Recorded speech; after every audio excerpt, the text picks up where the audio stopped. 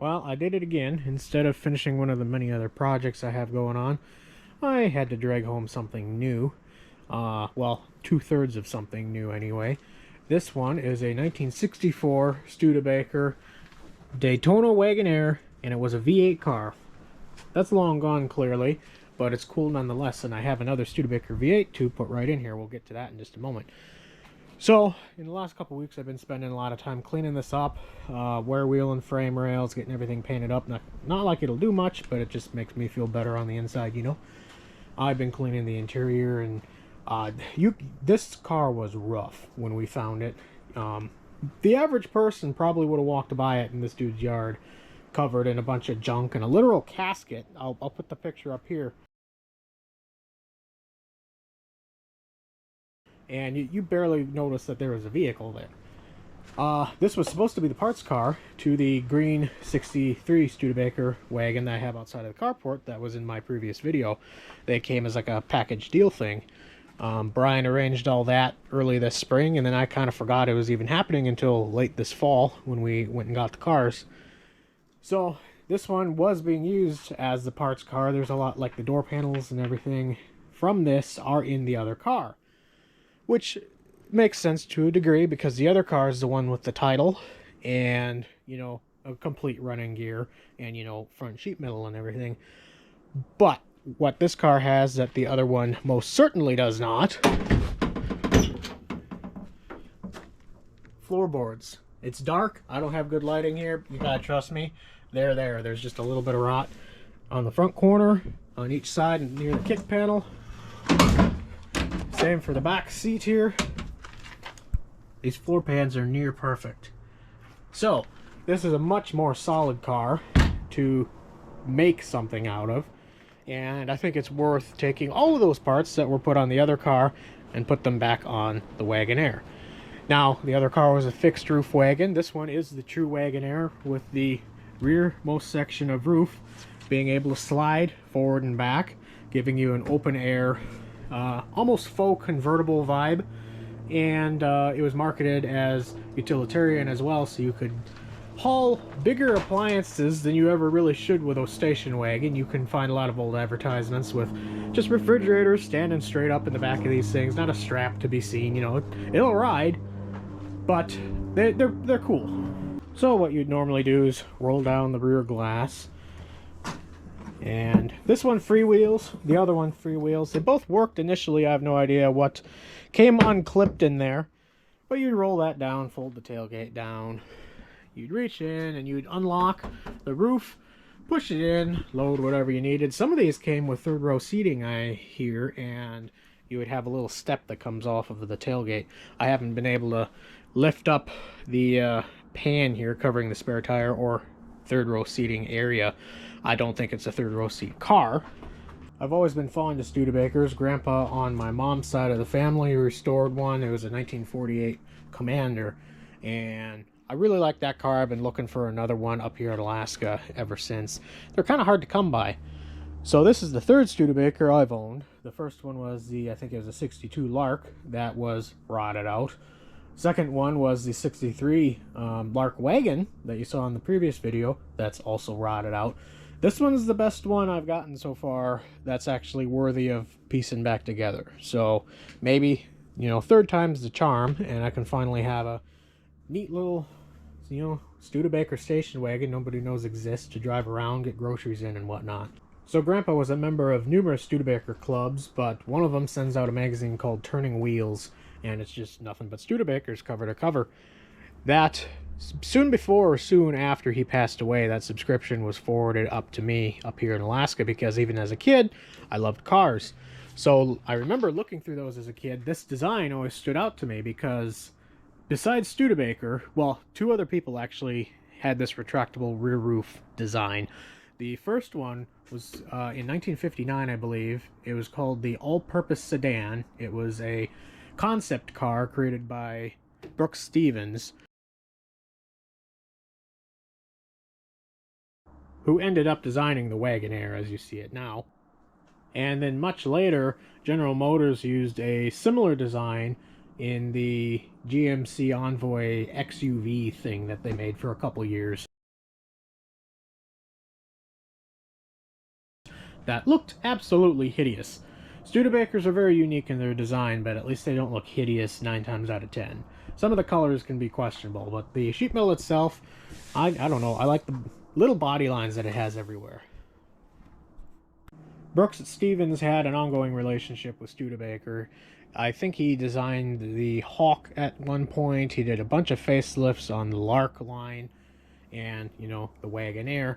But he's known for having his hand in designing everything from vacuum cleaners to motorcycles. He redesigned the Oscar Mayer Wienermobile in 1958 to put the wiener in the bun. That's the quote everybody throws around, because the technology for fiberglass molds and stuff improved, so, you know, it looked more like the wiener was in the bun. He also designed the Jeep Wagoneer, which you can see some of the design similarities, especially in this rear panel right here. Has a very similar shape to the Wagoneer, and that was so popular they didn't change it from like 63 to 91 or whatever that body style ran for. The Studebaker Wagonaire was produced from 63 to 66, and it actually outlived other models like the Gran Turismo Hawk and Avanti. So instead of making the cool sports cars, they made the funky wagon, as the company was, you know, in the death throes of bankruptcy. I don't understand exactly how they thought that was going to help their situation, but it is what it is. Production began on these cars in autumn of 62 for the 63 model year, and it became evident almost immediately that there were major flaws with the weather stripping design, allowing for this movable rear roof section. Big surprise. But right up along here, where the two kind of slide into each other, they leaked like a sieve. So almost immediately in the 63 model year, they offered a delete package, which was called a fixed roof wagon, and it was the same exact station wagon, except this did not slide. It was fixed into position. So I believe that was $100 less than the Wagonaire model. And actually, I'll just go show you on the other station wagon in a minute. After that, they sent out a bunch of different weather stripping packages to dealerships, and the problem was more or less solved, but still that kind of harmed the reputation of the car, as, you know, is expected when you sell something and it almost instantly starts to rot out.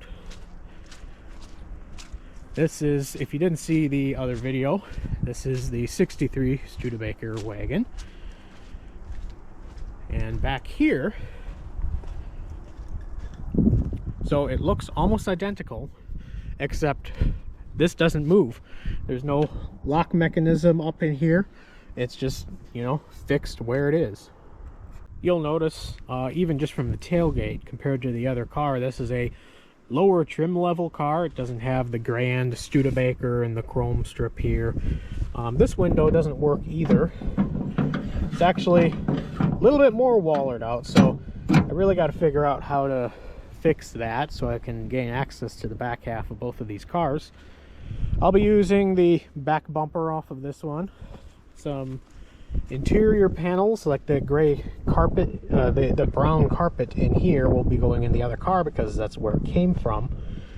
And you can see the brown door panels. I can't open the doors on this side, but those brown door panels came from the Wagonaire.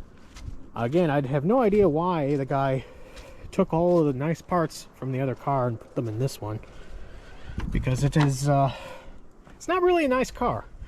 But these are going to clean up well. I'm not going to try to reuse the carpet because that's the only thing holding this car together at this point. One of the really cool things about this is it has bucket seats, and they're in relatively good condition, so I'm going to hold on to those. I don't know if I'll have them recovered at one point to put in the other car, but I have a feeling that's something you don't see every day, is, you know, Studebaker bucket seats. I'll be taking a lot of the dash from this car, putting it in the other one because it has better gauges and everything's a little less scuffed up, because this had a windshield in it when the other one didn't for a long time. Speaking of the windshield, I'm not sure if I can get this moved over to the other car. There is one crack. I don't know if you'll be able to see it, but it's right here and it goes kind of down along. I'm just not sure if I'll be able to get the piece of glass out without that just, you know, falling in half. We'll see. I'll be using the front clip off of this car to put on the other one. So this being a 63 model, this is actually the incorrect front clip for this car, but it's the right one for the Daytona Wagonaire, except I believe that should have 2 headlights on each side instead of 1. I need to look into that a little bit further. Along with the front clip, I'll be using the bumper, of course, core support, and everything having to do with the engine, transmission. This is a 3 on the tree. The other car is an automatic, so I'll need to get the steering column from this one, all associated linkage and whatnot, throw it in the other car. I did get this one running off of just a spray bottle of gas.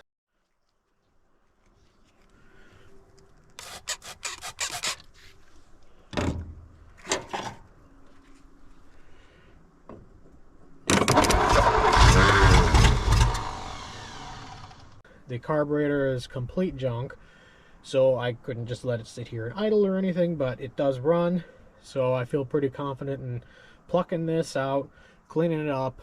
I might do a few gaskets and stuff, but I really don't want to spend a lot of time and money piecing one car together. If I do, and I get to drive it for a little bit, and I enjoy it, then I can go back and actually do things proper as needed. In the meantime, if I don't just throw it together, it's probably not going to get done, just like a lot of these other things that I want to do right, like the 49 Cornet. I want to do that right, hence I haven't gotten anywhere with it. We've gotten snow a number of times already, and it just keeps freezing and melting off, freezing and melting off, and it just turns the yard to slime over here. The Charger actually gets stuck here on flat ground. It's just so silty and slimy. It's horrible. So that's why I haven't pulled the engine from that Studebaker or anything yet, because the hoist, or even a truck I would mount the hoist in the back of, would just sink in here right now. I need to wait until things freeze, or wait to pull it next spring right before things thaw. And while looks can be deceiving, you would normally just continue building the car that has the running gear in it and it is titled, but if you look closer at this thing, it is it's not good. It's not good at all. I got some of the carpet out on this side, and you can see where the floor has been patched like 17 times previously. I don't think there's a whole lot of structure left in this car, because all of this stuff that's just like riveted in is like tin. So yeah, I'm not sure what I'll do with the rest of it once I have all the parts I need. It sucks that it has a title, so I feel inclined to do something with it. Maybe that's something we'll be putting it on a 4-wheel drive frame like the Hearse, like a Bronco 2 situation. I'm not sure. I do know of a yard locally where I can get almost every Studebaker part I would ever need. So we'll throw something together, but in the meantime, it'll probably just be pushed down the hill once I get this all cleared up next summer, and just stored, you know, long-term storage down that way until I get a wild hair up my butt to do something stupid with it. The Wagonaire was full of parts when we drug that home, and I'll show you a couple of those here before everything's covered in snow in a few days. We have another rear roof section from not that green car. I don't know where this one came from. Same with the tailgate. So the guy must have parted out a whole third wagon at one point. So this piece is in really good shape. I need to probably put that in the shed over winter. The tailgate, it has glass in it. It doesn't have the window mechanism or anything, and it is rotting out, yeah, back there. So probably good for badges and the piece of glass, but other than that, it's not very useful. And then over here we have what I believe were the original fenders from the 63 wagon over there, because they're green and they're the earlier almost Mercedes looking front end design. So I would bet you money these came off of the other wagon at one point before the red front clip was swapped on. They're again in very rough condition. All of the Studebaker front fenders like to rot out here and down here. I don't know why exactly. I'm guessing there's just a way that dirt and grime gets stuck in there, right at that seam pretty much. But they're here. I'll do something with them. I've just been getting everything put away for winter, and the Charger needs to be parked in front of the shed, but again, because of the mud, I can't get that situated just yet. And I'm just making mental notes of everything I got to do next spring to actually get projects moving forward. I have some big plans for the Belvedere. I think we're going to need to pull the motor, the 230 flat 6, out of the cornet, and you just quickly go through that. And yeah, that'll be parted out either this fall or next spring for the other wagon. I need to get another carport, I think, so I can put the Torino in there and actually get that painted. The travel oil kind of, it's just the way it has been for years. I need to do something with it and never have the time or money to. And the Hearse needs a whole truss system built up above it so I can actually levitate the body, get the pieces of wood out that are acting as blocks at the moment, and set the body down on the frame to see where body mounts need to be rigged up. In the meantime, however, I can be bolting parts on this in the cold. That's why I moved this one into the carport. It's not like I can work on painting the Torino when it's 20 degrees or less outside. But I can be putting door panels in this. I can be putting the front clip on it. I can be putting the motor in it if I get that ambitious. It's just not going to be fun. But it's going to be 7 months out of the year here otherwise that I would be able to do nothing. So I'm going to try to just work on piecing this together. When I got it, the roof rack was just sitting in the car. I've been working on getting this back in. I gotta find more screws for it. I only have this one runner in here, and I've just been cleaning everything up. I've used RTV on a lot of the screws just to try to minimize leaking. That's probably going to be a losing battle with this particular vehicle, but I don't want to have it in the carport at all times and be one of those guys who's worried about rain on their car. Getting the rear bumper on here will be pretty simple. What might not be simple is getting the window working so I can actually gain access to the rear compartment here. I got to get my fat ass in here and look inside the tailgate to see if I can figure out what has gone wrong. Ironically, with both cars, because it's the same symptoms. It's just free spinning. It's a really cool design, and I'm sure it works better if it were electric, because those motors don't like to sit for 60 years and then continue to work. But yeah, some spring or something came unsprung, and it's just not like engaged to the mechanism anymore. And yeah, just a lot more cleaning and assembly. It's going to keep looking more and more like a car as I get door panels in it, and I would like to paint the floor and rust treat all the little surface rust spots that are starting to come out. I don't know if I'll have the temperature to do that yet this fall. I might need to wait until spring. I definitely will not be putting carpet in this car because it's just going to get soaked. There's no way this thing is not going to leak from every possible location. Even the weather stripping on the doors is absolutely horrible, or completely missing. I'll need to see if I can find a weather stripping kit for this car that's even remotely affordable. It would be cool with the bucket seats in the front here, but this seat is in such good condition. I don't know, I'd feel bad ripping it out of the car because it's original to the car and it matches everything else. That door sounds absolutely wonderful. Another way you can tell this between a fixed roof wagon is they have this little plaque on the dash by the steering wheel here, instructing you to keep it locked at all times so it doesn't just freewheel sliding back and forth in there. Like I said, I'll be using the steering column from the other car. I will try to use this wheel if I can find a horn button for it. I'll be using the gauge cluster and bezel out of the other car just because it looks a little nicer. This might clean up, but I like the pop of the chrome on the other one.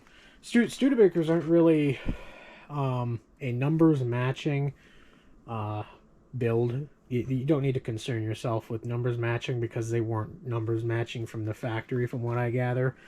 They were all kind of just hodgepodge together out of what was on the factory floor that given day, unless it was a custom order situation.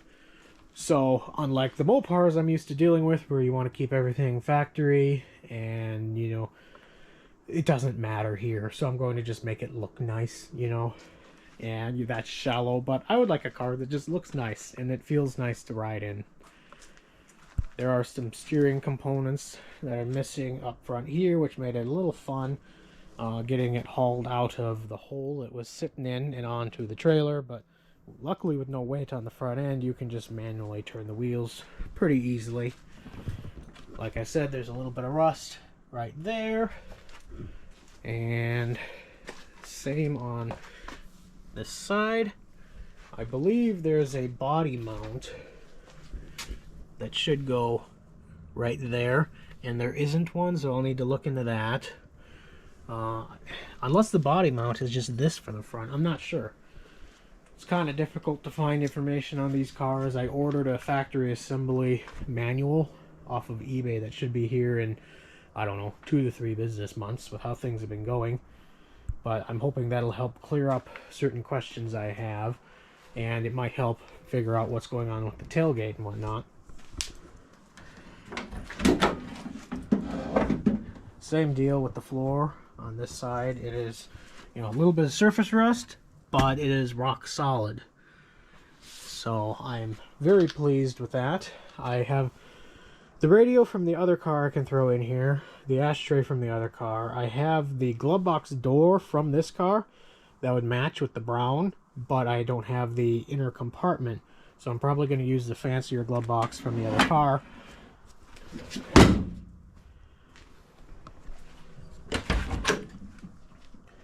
I just cannot believe how good a shape this thing is in for sitting as long as it did and having the reputation to leak as much as they do. It really doesn't make sense, but I'm not going to look a gift horse in the mouth, you know.